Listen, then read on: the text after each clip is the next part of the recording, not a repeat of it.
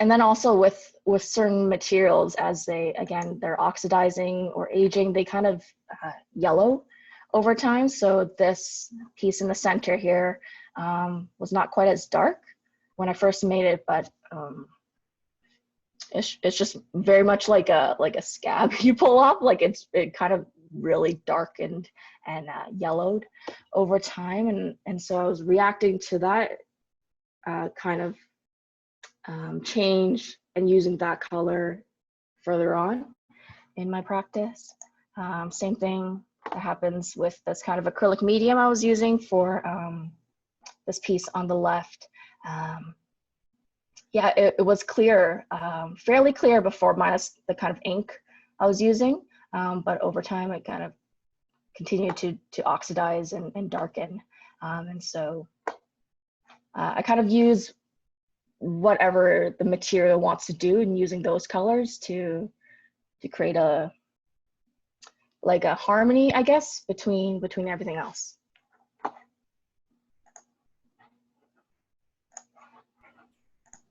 Awesome.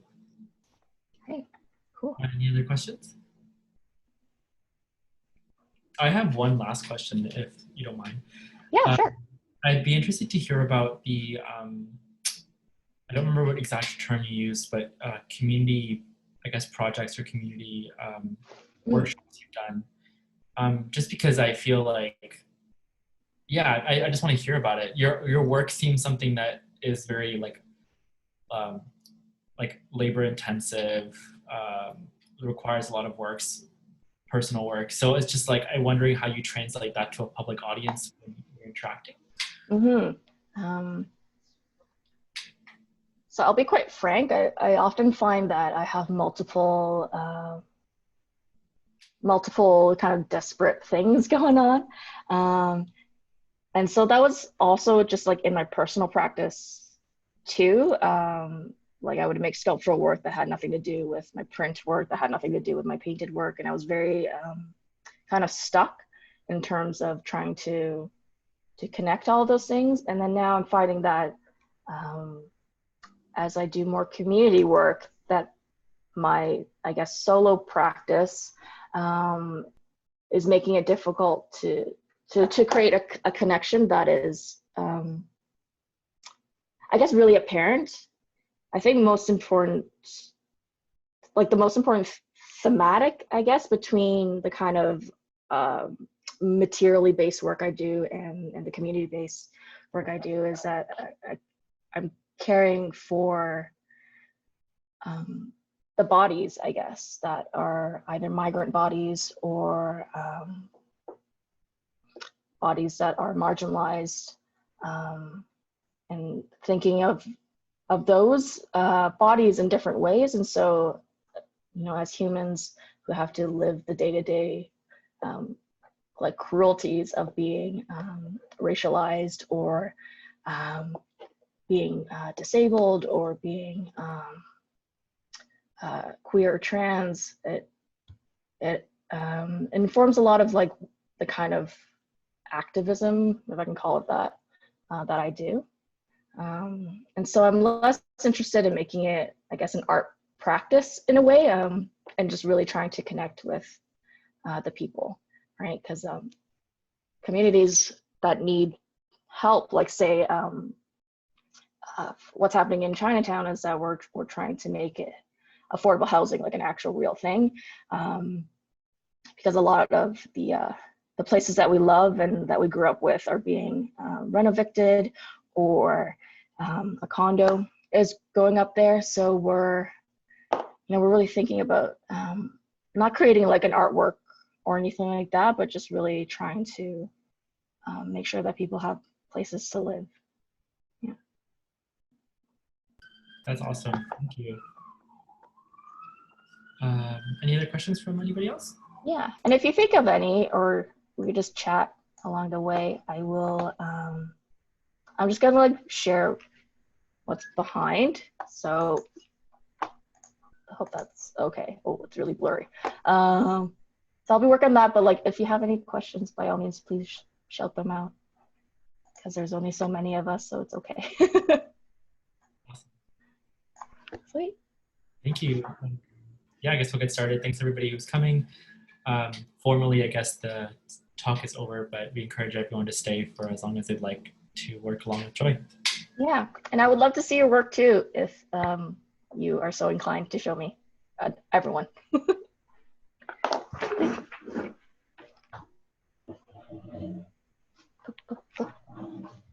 If anyone has any questions or comments, you can also put them in the chat as well, and we can I can read it out loud.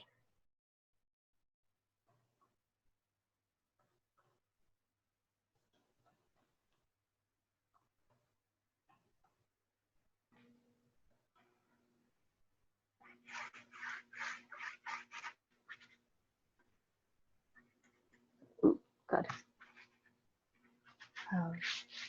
I'm currently working on canvas, which is sometimes a bit foreign to me. I don't know. I've been very focused on the color yellow. And I think, I don't know. It has a lot to do with a kind of stereotypical,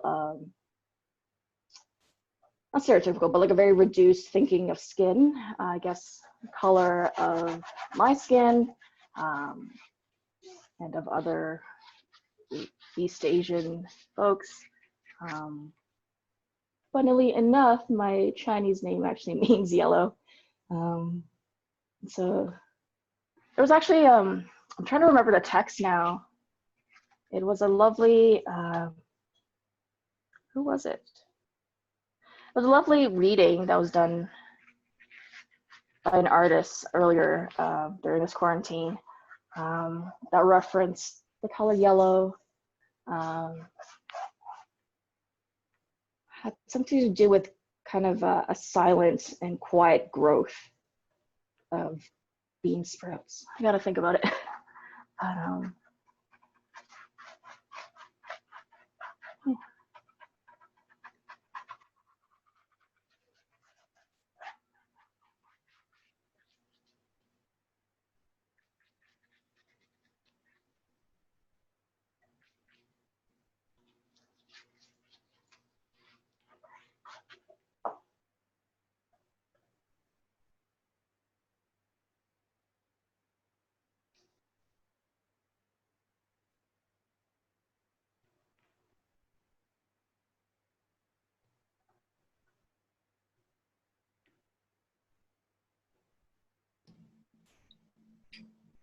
That's my favorite shade of yellow, actually. So. Is it? Yeah. It looks a bit, I just realized now on camera, it looks a bit like it's quite warm in real life. Oh, yeah. So I'm actually trying to make it a little bit, just cool it down a little bit.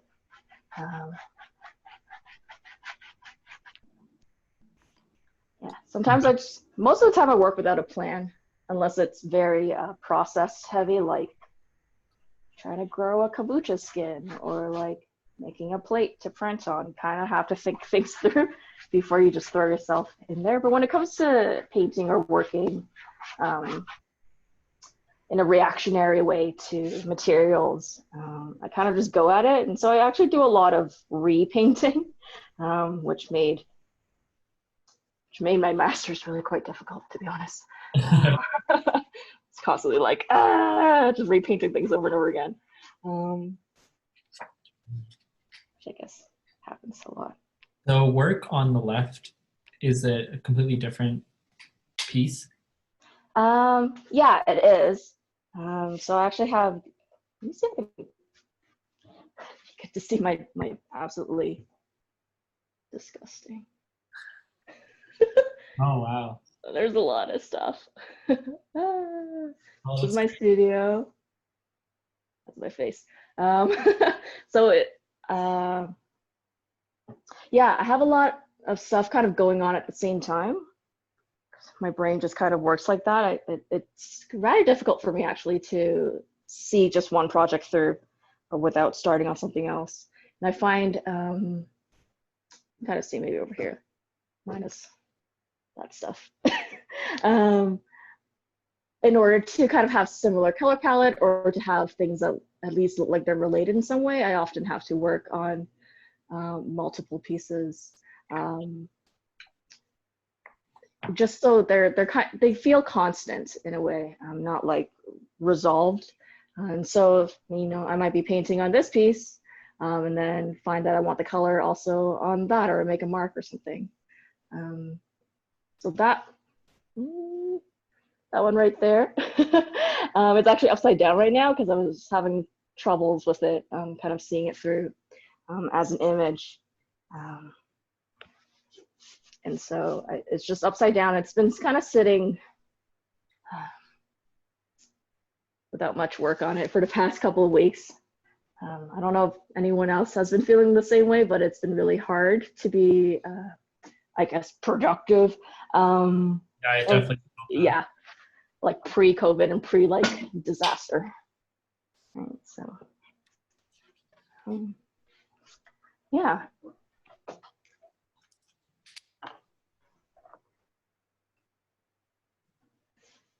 Does anyone want to show me their work? It's not a crit. I won't like, I won't give feedback or anything. I just want to see, unless you want me to give feedback. I am literally on the last page of the sketchbook. Cool. But really, it's notes from your talk. I can show you if you'd like. Yeah, that'd be great. Well, these are just the notes that I took. Well, it's gonna be backwards for you, but whenever in doubt, I just draw flowers. It's my favorite thing to draw. So I will do a lot of writing and flowers next to it. Oh, lovely. The time I'll collect like from places I've been, and I'll just tape it into my sketchbook. Or if I shake my sketchbook like this, like I'm holding it closed, but if I shake it, like flowers or leaves or stuff will fall out because I literally just like find stuff and shove it in. But yeah, I mean, this is like an example of something a little more polished. But Oh, cool. I love that color. thank you. Yeah. Sweet. I always get very proud when I finish a sketchbook. That feels like an accomplishment. So. Yeah. I tend to do this thing where like the last 5 pages, I just really don't care. I'm just gonna put something on it so I can open a new one. Yeah, I have a friend of mine has like 4 or 5 sketchbooks at a time. And so I found like my relationship to sketchbooks was very different a few years ago. I was very like, it was a very planned process for me. You know, I had to finish one before I moved on to the next and stuff. So when I met somebody who was doing it completely the opposite way that I was, it was very liberating to think, oh, I don't have to follow these rules that I made up for myself. I can do whatever I want. So yeah. Find it Yeah, yeah. We're very like focused on like completion in many aspects of life. I feel like we just have to do everything, or like, I don't know, I stopped playing Animal Crossing because I couldn't finish everything I wanted to do. Yeah, it's not meant to be finished, right? Which kind of stresses me out. Yeah. And I think that's why like I'm quite interested in like things that are in flux, because they're never really quite finished. And it's really not about making a beautiful object anymore that can last. It's kind of the actual making and the actual falling apart of the physical thing that I find most interesting. Yeah. Yeah. Thanks. Sweet. Anyone else want to share your stuff? No pressure. No. Because I know there are some artists here. So. Okay, cool. I'm just otherwise I'll go back to slapping more yellow stuff. I definitely relate to this idea of like things kind of falling apart and not like gonna be like lasting for a very long time. Like Okay, hold on. So I'm gonna stop sharing so everyone can see. I'm probably gonna see all of my dishes, so like I'm very sorry, but okay, you just saw like a dolly full of stuff. Oh my god. I don't know if you can see the little like rock there. It's just cool. Concrete and moss, and it definitely like is falling apart all over my counter and everything. I don't know. But it's like not something that's gonna last, and the moss is gonna like kind of dry out and yellow, and I like that's very cool. Yeah, it'll be interesting if like you want to do something with the moss, like I know people like blend it up with like buttermilk and then they use it to paint on Oh, really? like brick walls. It's kind of like a green way of vandalism. I have never heard of that before. That's Yeah. I think it has to be a certain type of moss or something that can actually stick onto walls. I'm not sure. Yeah.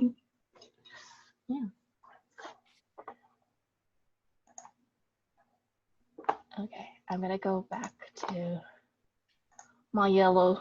Let me see if I can focus a little bit.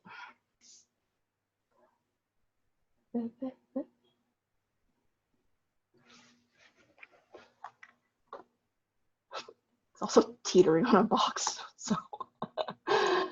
I'm very impressed with this setup though. Like I think it's really smart considering that we can't have a traditional artist talk in a traditional way. To have the opportunity to now, like you're taking advantage of the fact that you can be in your studio for an artist talk. Yeah. People wouldn't be able to go. You know, you can't fit an audience in there. So I really can't. so yeah, like I think it's great that we now get to see your work and see your workspace instead.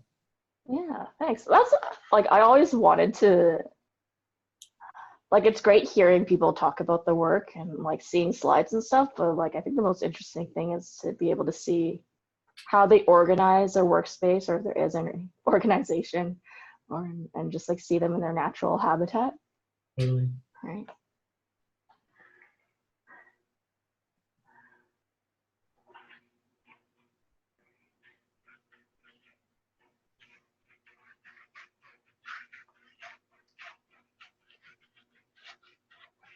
Do you keep a sketchbook still? Is that something you ever did, or?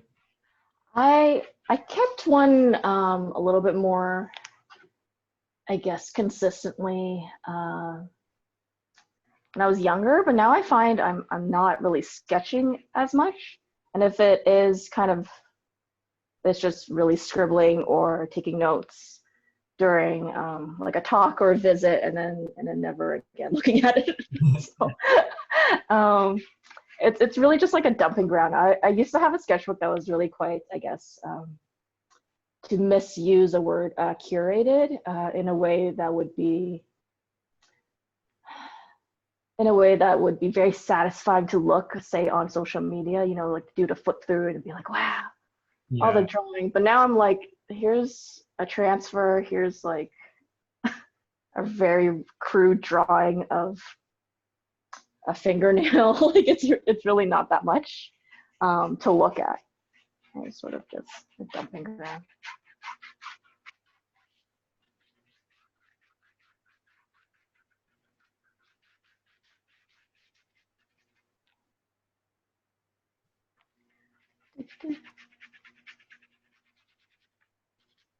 Oh, if you want it, I want to show, maybe I can,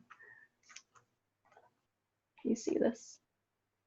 Yes. This is a test for the kombucha SCOBY skins. And so I dried it in my oven. And I don't know why it darkened quite a bit.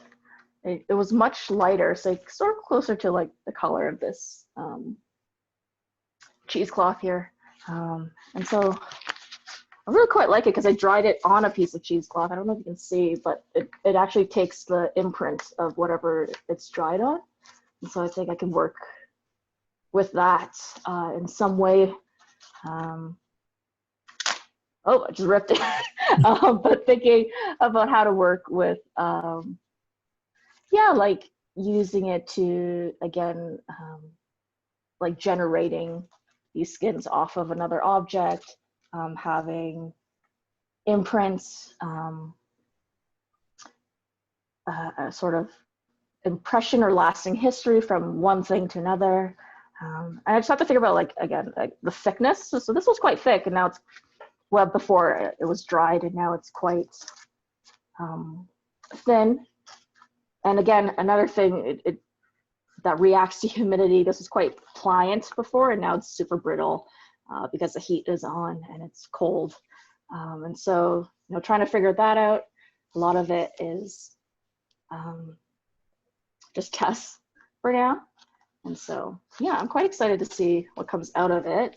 I've watched some videos of other people, mostly kind of fashion designers, trying to make essentially what would be like a vegan leather that's not plastic base. And so I might see if I can oil it to make it a little bit more pliant, sort of like all the other materials that I use has a kind of floppiness to it. Something about that. One like the kind of troubleshooting process you go through, is it like, do you have a lot of stuff that just doesn't even make it out alive? Oh yeah, so much stuff.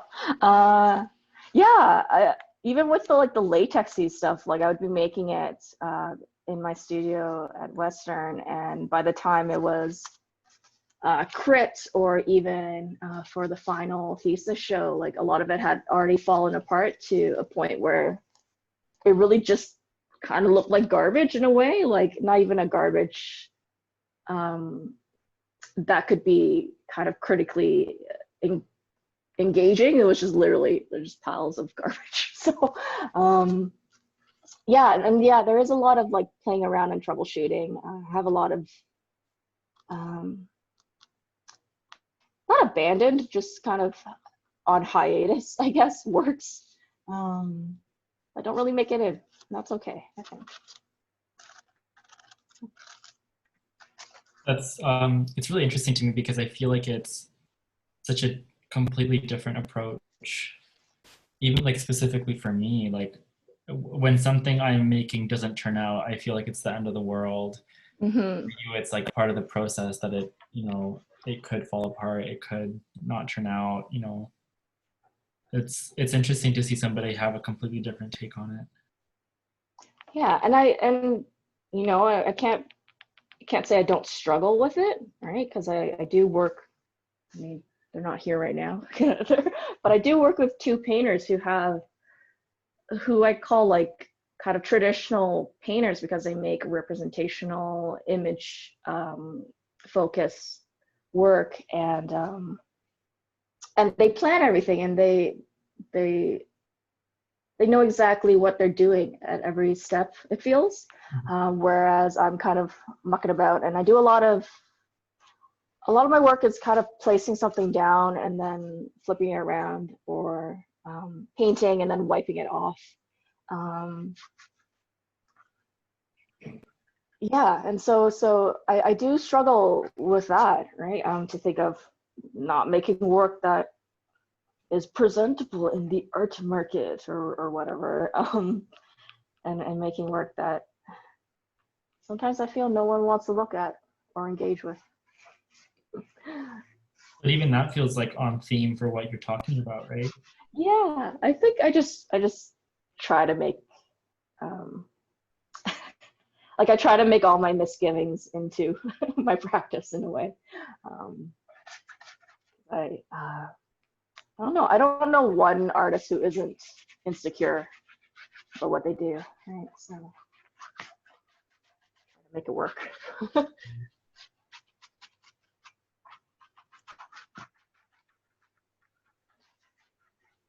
I like what you said about the galleries asking you like, will we be able to sell this?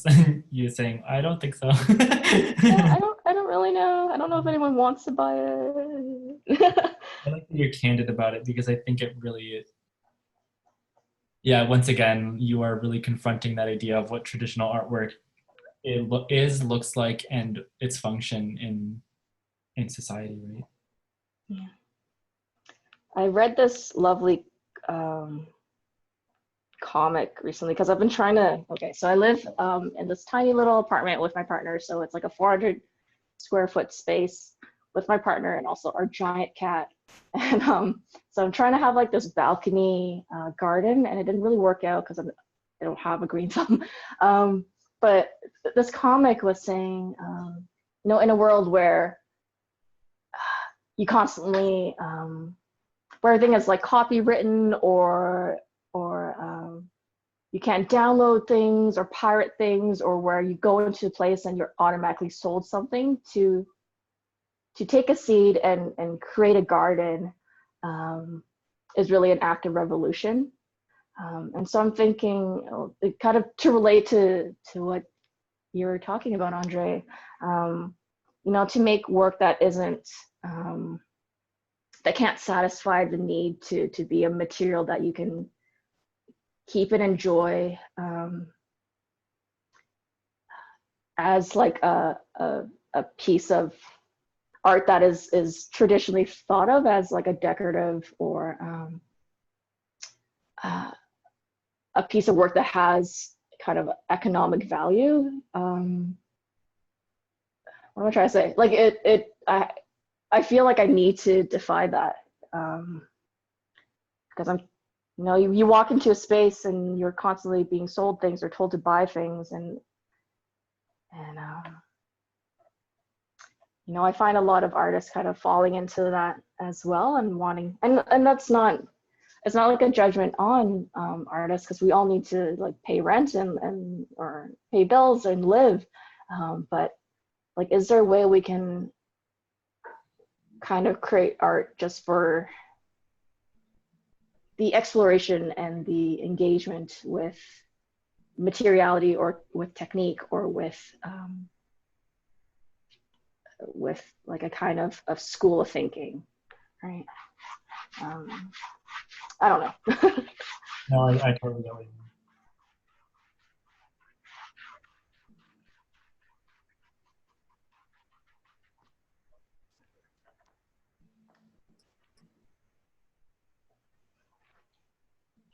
Time. I don't know how long you want to keep this going, really. Oh, that is a good question. We'll do a check-in. How's everyone feeling right now? We'll do a thumbs up. Give me a thumbs up if you feel miserable or feel good. Miserable.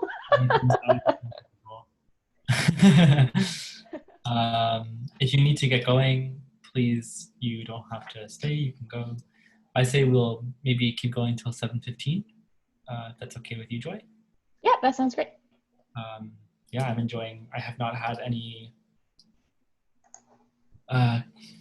group art making in a long time, now that I'm thinking about it. So this is nice. Yay, I'm glad. My cat is quite mesmerized with your paintings that are happening right now. Oh! Hello, kitty.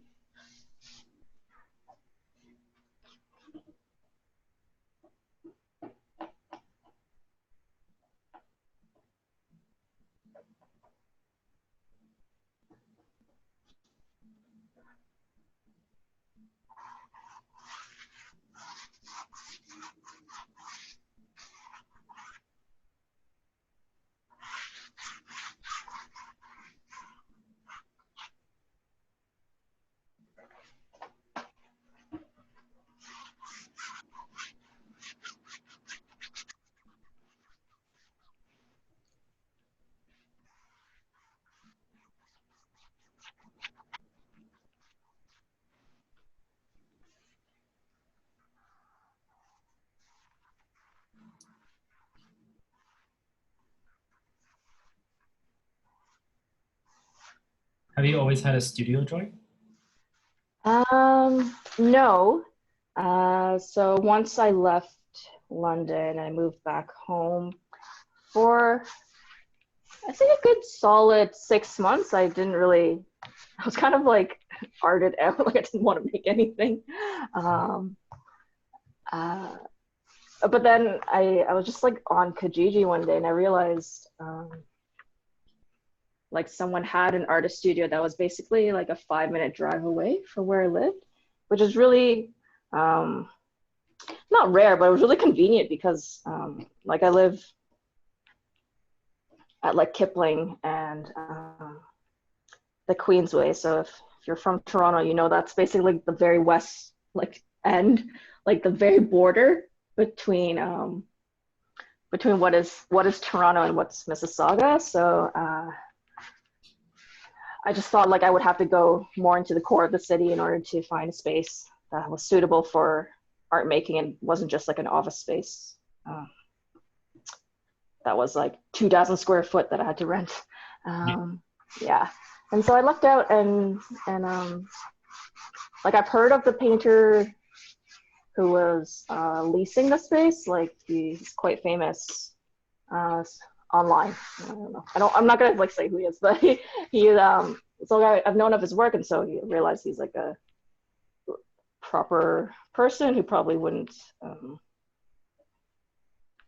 mind if I went a little not crazy, I guess, just a little bit messier, right? A little bit more smelly in terms of my materials. So I lucked out, I guess, in finding a space that was so close. Awesome. Yeah, because I know it's hard. It's hard to find a space once, like once school doesn't provide you one, which I think like that's so great about a good sport. You know, that you have that space. And a new space now. I don't even know what it looks like. Our new space is so beautiful. Is it bigger? Yeah. Ah, nice. We had, like, it's different because our old space, like, we had a basement too. So if you included the basement, the new space is not as big, but like it's much bigger than our old like main floor was. Yeah. Someone who imports, it's so nice. That's so nice. We lucked out, even though we thought it was kind of a horrible thing. We ended up. Good. It really worked out for the best, I think. Sure.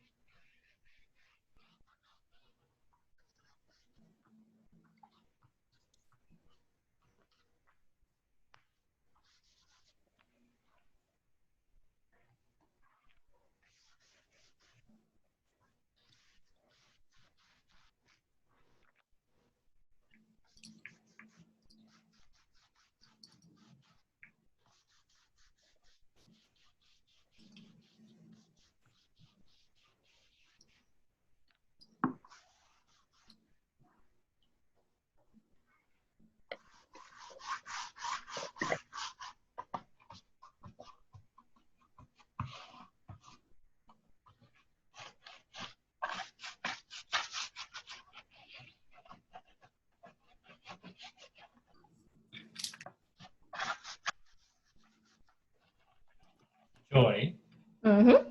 you have website, social media, that kind of stuff we can point people to?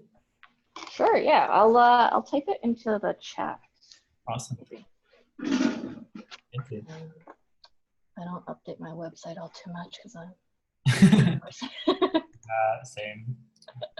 My website that hasn't been updated in months.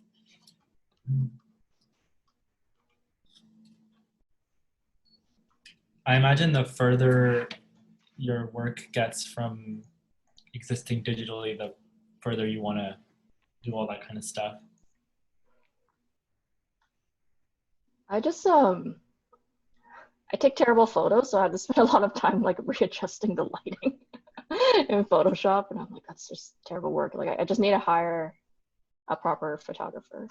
Mm-hmm. So that's my website, and then it is the same on Instagram. That's about it. Do I have anything else? No. I have a Twitter that no one knows about, so I just yell at my MPPs on there.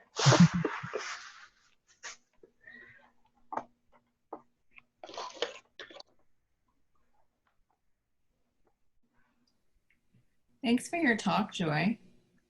That was really good. Oh, thanks. It's so And good to see you.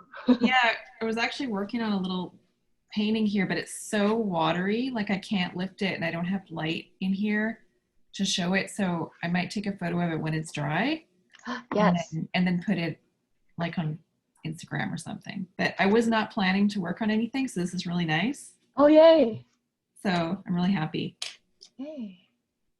Is that your studio that you're in, or are you at home? No, it's my kitchen. Okay. I was like, I don't remember. The last time I saw your studio, you didn't have so much stuff. No, it's my kitchen with bookshelves in the kitchen. So That's lovely. like my kitchen table studio time.